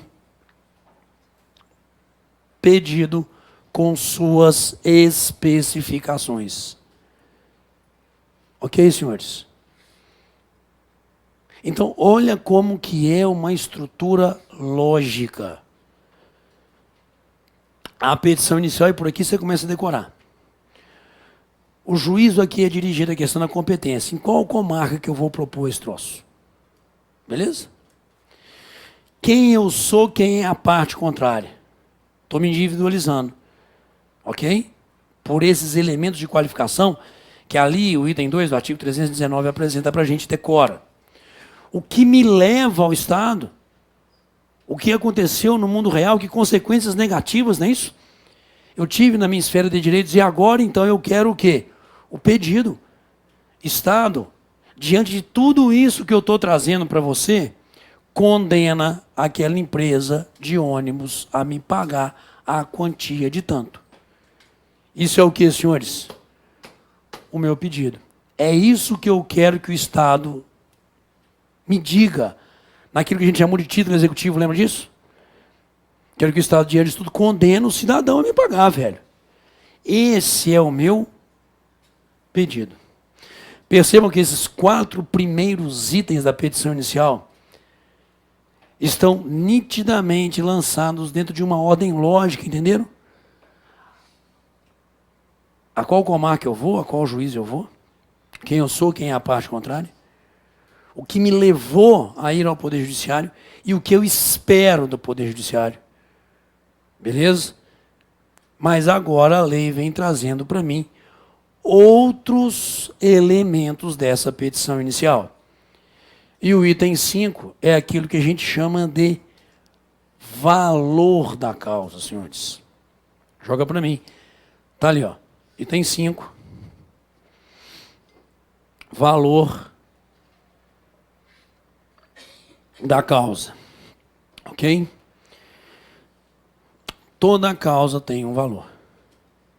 E ali na estrutura do artigo 291 e seguintes, a gente vai observar que é requisito obrigatório de toda petição inicial esse valor da causa, que em regra corresponde à minha pretensão em termos econômicos.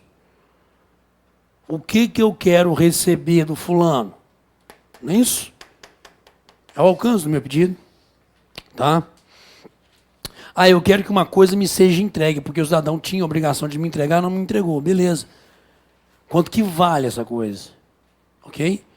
Então, tudo aquilo que é a minha pretensão, em tese, tem valoração econômica.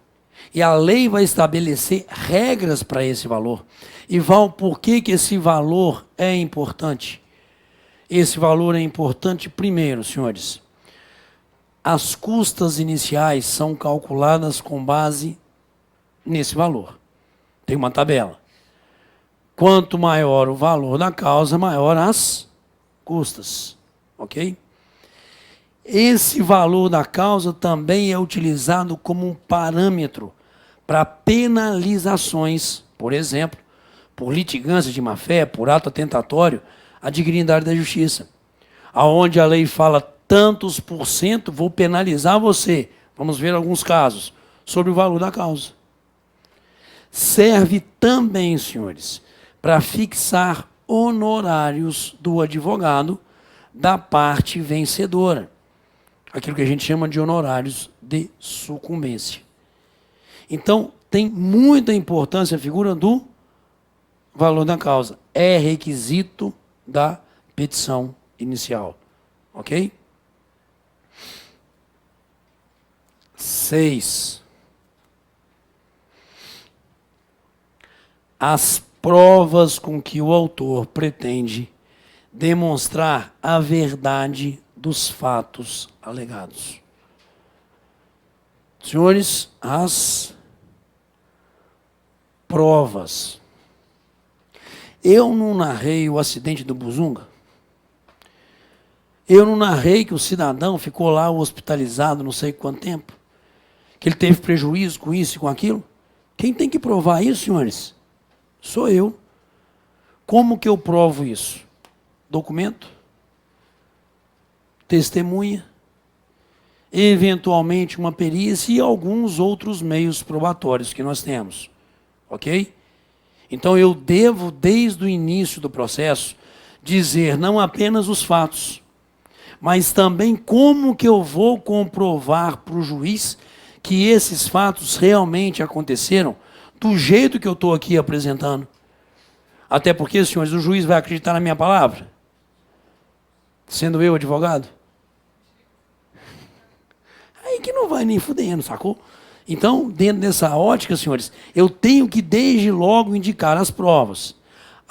Não preciso desde logo trazer quais são as minhas testemunhas. Tem um momento futuro onde eu apresento o nome delas, tá bom? Tranquilo? E por fim, o último inciso, senhores. Artigo 319, item 7, senhores. A opção do autor pela realização ou não de audiência de conciliação ou de mediação. Aquilo que eu vou colocar aqui, exercício da opção pela autocomposição. Vai fazer um quadrado um pouco torto, mas está de boas. Senhores, opção pela autocomposição. Me permitam aqui 2 minutinhos da vida dos senhores para explicar isso. O direito processual codificado, ele, Código de Processo Civil, o primeiro código nosso foi em 1939, ok? Depois ele foi substituído pelo Código de 1973, substituído agora pelo código que nós temos em mãos, que é o Código de 2015, tá? Essa é a sequência.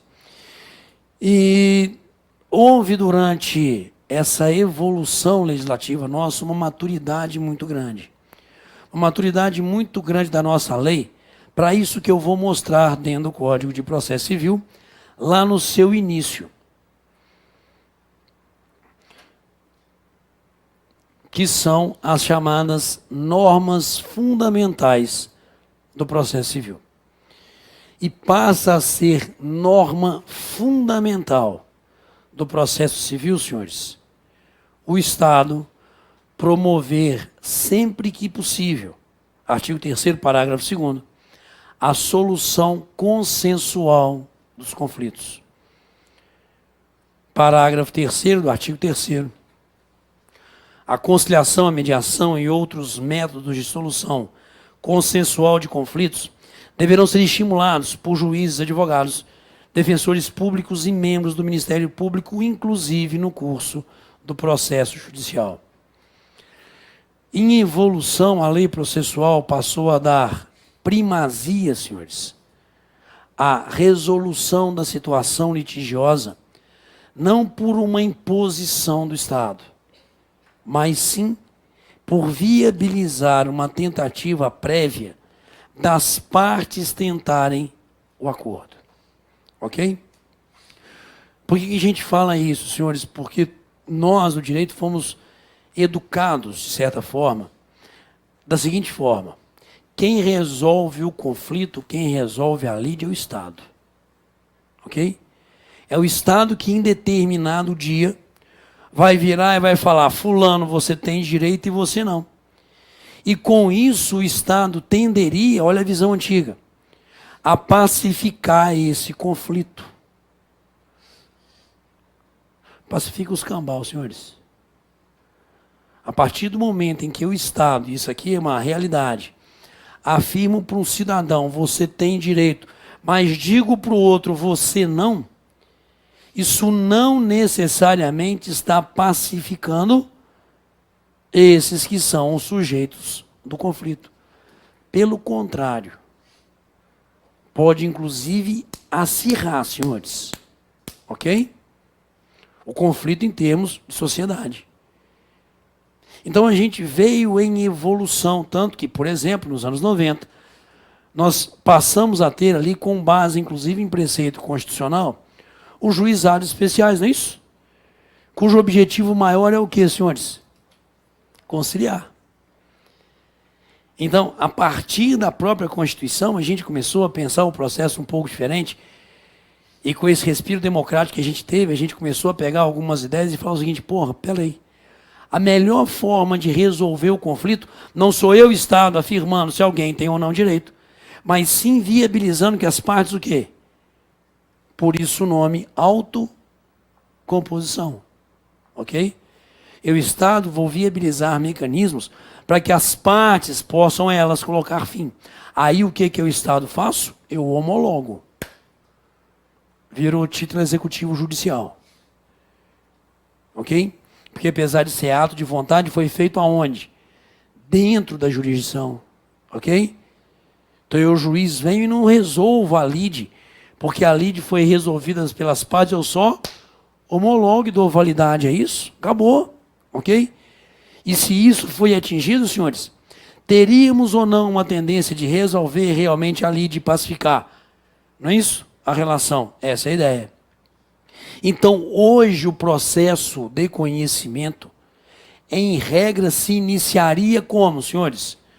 Com a designação de uma audiência. Tá? Como que era antigamente? Eu citava o cara para contestar. Entendeu? A resistência. Está aqui a petição inicial, está lá a contestação do cara, não é isso? Não, para tudo. Vou chamar, depois da petição inicial, as partes a uma audiência. E ali eu vou tentar o quê? Conciliar ou mediar o conflito, dependendo da situação posta. Mas a parte autora pode o quê? Optar. Ok? Ela pode virar e falar, eu não quero. Tudo bem. Como que isso vai impactar o procedimento, nós vamos ver na sequência. Mas que pode o autor, então, agora, julgou para mim, requisito até então inexistente, dentro da petição inicial, pode o cidadão autor optar pela realização ou não da audiência de mediação ou conciliação. Conforme o caso, cada uma no seu quadrado. Senhores, facinho de guardar? Percebam como que há uma lógica por trás disso aqui. A qual juízo eu levo a minha pretensão? Quem eu sou, quem é a parte contrária? O que me leva ao poder judiciário e o que eu espero do poder? O valor dessa potencialidade da demanda, a questão econômica. Como que eu vou provar o que eu estou aqui alegando para o juiz? E se eu quero ou não essa primazia que hoje seria a figura da autocomposição como um meio de resolução do litígio. Matamos, senhores? Ótimo. O que não está no 319 e que está batendo na minha cabeça insistentemente, senhores, não é requisito da petição inicial o requerimento de citação. Como assim, Val? Sim. Até 18 de março do ano passado, era. Ok? Até 18 de março do ano passado, na minha petição inicial, eu requer ser citado o réu para contestar, beleza? Isso não mais é requisito, o senhor está pronto uma questão da prova. Beleza? São requisitos, exceto alguma outra coisa que me permita, ok? Colocar o nome requerimento de citação. Não é mais requisito da petição inicial. E quem está montando a prova está com isso igual na minha cabeça, senhores. Batendo, ok? Porque eu boto os olhos no 319 e eu não vejo aquilo que eu via durante algum tempo da minha vida. Então, por gentileza, digo de novo, requerimento de citação não é requisito de petição inicial. Cravamos? Tranquilo? Essa é a estrutura que se espera. Ótimo. E agora um pequeno problema, senhores. Com um pequeno problema. Qualificação. Sacou? Porque joga para mim, ele item 2, está exigindo que a petição inicial, percebam, traga esses elementos aqui de identificação, não apenas o meu na qualidade de autor, mas também de quem? Do réu. E será que eu disponho desses elementos, senhores, de qualificação? Talvez não. Talvez sequer eu disponha do endereço do réu. Sacou? Quer ver uma demanda aqui, onde isso às vezes acontece muito, senhores? Me permitam, vamos começar o caminho nosso. Senhores, por gentileza, qual é a tendência lógica do casamento?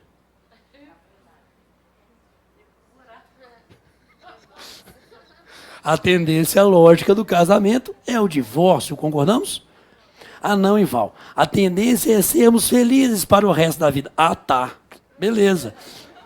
Vai na caminhada. Então, senhores, a tendência é o divórcio. Beleza? Ótimo. E geralmente quem sai de casa, o homem ou a mulher, pensando no casamento clássico, claro. O homem. Para onde que ele vai, senhores? Não necessariamente. Não necessariamente para a casa da mãe. Senhores, ele vai para algum lugar. Beleza? Que lugar é esse? Não interessa, mas ele está feliz. Beleza? Então o cidadão, dito homem, está em algum lugar feliz. A mulher está doida para divorciar, senhores. Por que ela está doida para divorciar? Porque está pensando na pensão, está pensando nos bens. Quais bens todos, não é isso? Beleza? E se bestar, já está pensando num próximo casamento, concordamos? Beleza, ótimo, senhores. Vão citar esse cidadão, então, para essa ação de divórcio. Cadê o endereço dele? Está em algum lugar, senhores, enchendo a lata. Beleza? E aí? Como é que nós vamos achar esse cara? Bom, a gente tem ali, no edital dos senhores, citação. Existe aquilo que a gente chama de citação por edital, aonde se faz publicação, e com isso estaria dando notícia, e mesmo que o cidadão não leia, é válido. Porque muitas vezes esse réu está em local incerto, não sabe, não tem como achá-lo, ok? Mas isso sempre foi um problema muito sério. Por quê, senhores? Esse cidadão está em algum lugar. Tem um celular no bolso ou não? Tem. Pode ser, então, que alguma empresa de telefonia tenha o endereço dele? Pois é. Então, o Poder Judiciário, aqui me permite trazer uma parte prática do processo, por gentileza. O Poder Judiciário, ou melhor dizendo, alguns juízes, sempre foram, digamos assim, contrários a intimar empresa de telefonia. Receita Federal, imposto de renda, beleza? Endereço novo, TRE, ok? Alguns juízes sempre foram. Não compete ao Poder Judiciário, parte, se vira, tenta achar o endereço do cara. Ok? Joga para mim. Novidade dentro da estrutura normativa. Caso não disponha das informações previstas no item 2, poderá o autor, na petição inicial, então vira um requisito. Porque na minha petição inicial isso vira um requisito. Eu posso requerer ao juiz diligências necessárias para obter esses elementos de qualificação do cidadão réu quando necessários. Foi feito para endereço, tá, senhores? Nitidamente. Ok? Eu não sei aonde o cidadão está, mas de repente um órgão público, uma concessionária de serviço público, uma telefonia, uma empresa de TV a cabo ou de uma televisão por assinatura, tem ali o endereço do cara na sua base cadastral, ok? Logo eu posso também na minha petição inicial, o que, senhores? Requerer, não é isso? Ok? Que antes do juiz despachar a petição inicial, marcando a audiência e tal, se façam essas diligências, pois não. Não, eu vou qualificar os dados que eu tenho do réu. Mas no finalzinho eu vou falar, o juiz não tem o endereço do cara. Intima. Tanto que, joga para mim. Senhores, por favor. Vou chegar ao artigo, passei por ele já, desculpa. Não sei porque eu sempre por 256 tem um monte. Puta merda. Pronto. 256, senhores. Requisito citação por edital. Ok? O Ival, que diabo é isso citar por edital? Hoje, citar por edital é publicar na internet que o cara está sendo citado. Publicar na internet que o cara está sendo citado. Porque eu dou muito mais publicidade do que ficar publicando em jornal. Alguém aqui assina jornal, senhores? Ninguém mais assina jornal. Acabou. Beleza? Mas eu explico depois direito. Você assina jornal ainda? Alma velha. Ah, total, velho, para. Mesmo? Não. Vamos lá. 256, por favor. Motivo de citação por edital. Aqui, ó. Ignorar do lugar em que o cara tá. Em algum lugar feliz, estão lembrando? Beleza. Senhores, olha o parágrafo terceiro, depois eu vou trabalhar isso com calma, só para os senhores terem a dimensão e a importância disso. O réu será considerado em local ignorado ou incerto se infrutíferas as tentativas de localização do cidadão, inclusive mediante requisição pelo juízo de informações sobre seu endereço nos cadastros de órgãos públicos ou concessionárias de serviços públicos. 319, parágrafo 1º, não é lido sozinho. 319, parágrafo 1º, é lido junto com o artigo 256, parágrafo 3º. Ok? 319, parágrafo 1º, é lido junto com o artigo 356, parágrafo 3º. 256, parágrafo 3º. Porque eu estou requerendo na minha petição inicial que o juiz intime esses órgãos, não é isso? Para ver se tem endereço do cara. Porque nós só podemos citar o réu por edital, e nós vamos discutir como é que essa citação é feita, se a gente tentar e não achar endereço do cara. Ficou claro, senhores? Beleza? Então, tá aqui, ó, parágrafo 1º do artigo 319. Um outro problema, senhores, que eu vou trazer para os senhores, por gentileza. Quem já ouviu esse caso, peço perdão, vou ter que repeti-lo. Talvez eu não tenha o nome do réu. Sério. Me permito aqui trazer uma experiência. Hoje, basicamente, eu estou lotado em cursos preparatórios. Aqui no Supremo a gente concentra a maioria das aulas nossas, senhores. E pós-graduação.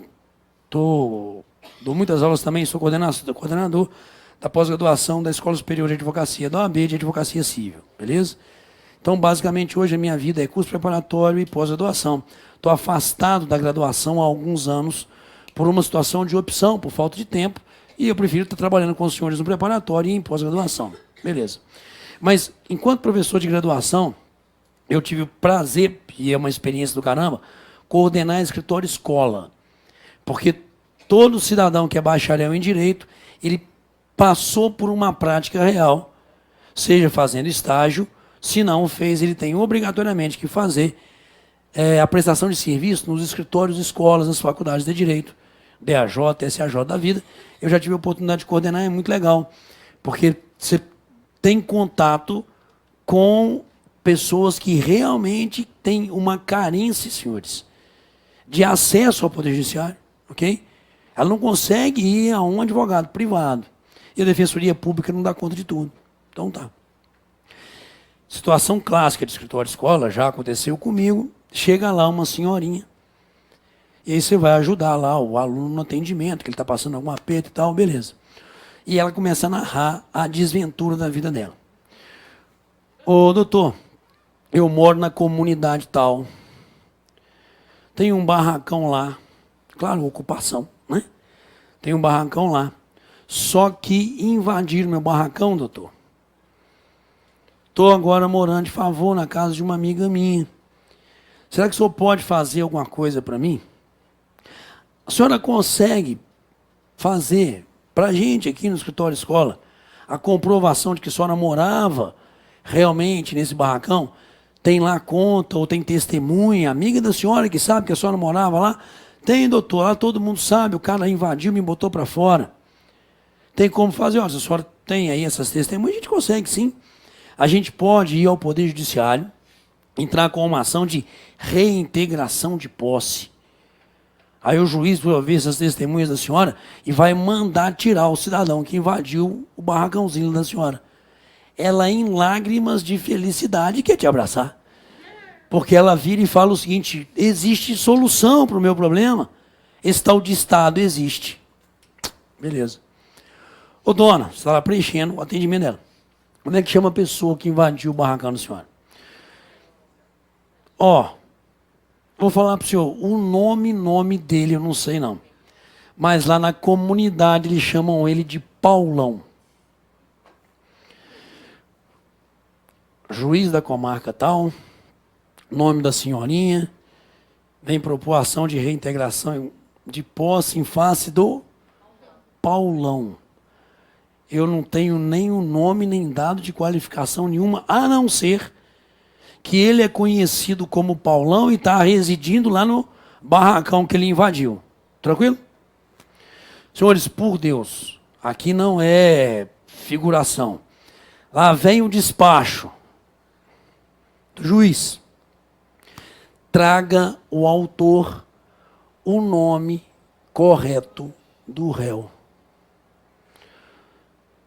Senhores, por Deus, também não fiz, mas já tive vontade de falar para os meus meninos fazer o seguinte. Faz uma petição para o juiz aí agora. Vamos explicar para ele um negócio. Conforme petição inicial, observa-se que o nome da pessoa que invadiu o barracão da autora na comunidade tal tem o nome de Paulão. Excelência, eu não vou lá bater na porta do barracão, esperar de lá sair quem? O Paulão. Para que eu, para ele, olhe e pergunte, o senhor que é o Paulão? Sou eu sim, vim aqui buscar o nome do senhor, para poder entrar com uma ação de reintegração de posse e tirar você daqui. Senhores, eu não vou não. Beleza? Vai o senhor que é muito macho, juiz. Beleza? Se chamasse Paulinho, velho, beleza. Velho, o cara chama Paulão, invadiu o terreno da mulher, invadiu o barracãozinho dela. Não vou, bicho, não vou. Vai o senhor que é muito macho, tá ligado? Joga para mim. Senhores, foi necessário que a lei desenhasse isso para juiz. A petição inicial não será indeferida, voltei ao artigo 319. Se a despeito da falta de informações a que se refere o inciso 2, for possível a citação do réu. Parágrafo 3º. A petição inicial não será indeferida, pelo não atendimento disposto no inciso 2, que é ali qualificação do réu, senhores. Se a obtenção de tais informações tornar impossível ou excessivamente oneroso o acesso à justiça. Parágrafos 2º e 3º. Decoraram? Pode cair na prova. Tá? Porque isso aqui, senhores, não existia na lei. E eu, lei, tive que desenhar e colorir para o juiz o seguinte. Voltei ao caso. Porra, dá ou não para citar o Paulão, velho? Dá, ué. Que vai lá um oficial de justiça, basta na porta e sai de lá o Paulão, ele entrega o mandado e vaza. Tá ligado? Mas eu tenho como, cara, sabe? Citar o Paulão, saber lá na comunidade quem é o Paulão que invadiu o terreno. Ok? Tanto que na parte do crime, muitas vezes, as pessoas são localizadas por apelidos. Ok? Mas o juiz civil ficava com essa merda. Então, por favor, joga de novo para mim. Pode sim ser requerido ao juiz dados de qualificação das partes. O tratamento do réu. Guardaram isso para mim? É lícito. O juiz não pode, não. O juiz pode. É assim que vem dentro da figura da prova dos senhores. Ok? Se não houver as informações do inciso 2, a petição inicial será indeferida. Falso ou verdadeiro, senhores? Falso, e assim vem na prova dos senhores. Beleza? E isso é altamente importante se a gente pensa de permitir ao cidadão acesso ao poder judiciário. Pegamos? Requisitos de petição inicial, joga para mim, incompleta, 320. A petição inicial também há de ser instruída com documentos indispensáveis à propositura da ação. Também é requisito 320 que documentos indispensáveis sejam apresentados. Discutiremos alguns deles, ok? Senhores, primeiro passo do procedimento. Nós estamos tirando a jurisdição da inércia, não é isso? Através desse ato formal chamado petição inicial. Preciso demais que os senhores guardem para mim todos os requisitos, ok? E que consigam pensar nos parágrafos do jeito que eu botei aqui agora no final, correto? Porque é assim que ele seria idealizado numa situação de prova dos senhores. Quarto bloco. Próxima aula, eu vou entrar cada vez mais no procedimento. Próxima aula, já que nós apresentamos a petição inicial dando início ao processo, não é isso? Nós vamos falar de atos da secretaria, de distribuição, registro, autuação, e aí a gente vai compondo a estrutura. Obrigado pela primeira aula.